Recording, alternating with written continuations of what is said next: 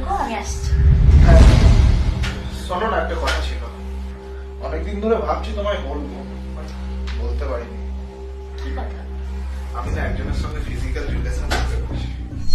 মানে এসব তুমি কি কথা বলছো? মানে কি, এখন এগুলো কমন, তাই না? এখন সবাই করে। আমি তোমাকেই ভালোবাসি, বাট এটা খুবই কমন। এমন মানে? তাহলে তুমি আমাকে বিয়ে করলে কেন? তুমি তোমার মতো রয়েছো, সে তার মতো রয়েছে। আমি কি তোমাকে কিছু করছি নাকি? আমি জাস্ট তোমাকে জানালাম। তার মানে তুমি আমাকে এতদিন ধরে ঠকাচ্ছ? ঠকাচ্ছি আমি? কেন, তুমি ঠকাচ্ছ না? এগুলো কি? তুমি যদি কারোর সঙ্গে ফিজিক্যাল রিলেশনশিপে না থাকো, তাহলে এটা তোমার ব্যাগে কি করছে? আমি জানি না ওটা আমার ব্যাগে কি করে এলো, কিন্তু বিশ্বাস করো আমি কিছু করিনি। তুমি যখন করোনি, এটা তোমার ব্যাগে কি করছে? হ্যাঁ, তোমার কোথাও ভুল হচ্ছে, তুমি বিশ্বাস করো। আমার কোথাও ভুল হচ্ছে না। আমি তোমার সঙ্গে থাকতে পারবো না। আমি তোমায় ডিভোর্স দেবো।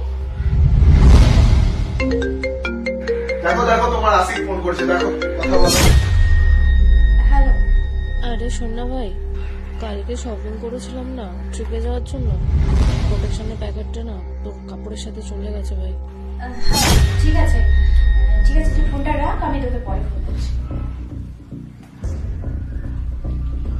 হয়েছে সামনে, আজ ভুল করে যদি আমার ব্যাগ থেকে ওটা পড়েই থাকে, তুমি একবার আমাকে জিজ্ঞেস করতে পারতে। আসলে বিশ্বাস করো, হঠাৎ করে তোমার ব্যাগে ওটা দেখেছি, আমি মাথাটা গরম হয়ে গেছিল, আমি বুঝতে পারিনি। সরি। হ্যাঁ, ভাবিস আমার বান্ধবী আজকে ফোন করলো আমাকে, নাহলে তো তুমি আজকে আমাকে ডিভোর্সে দিয়ে দিতে। সরি।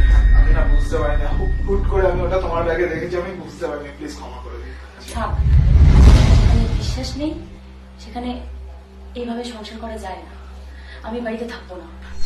লাস্ট বার তুমি আমায় ক্ষমা করে দাও, আর আমি এরকম ভুল আমার কখনোই হবে না, প্লিজ।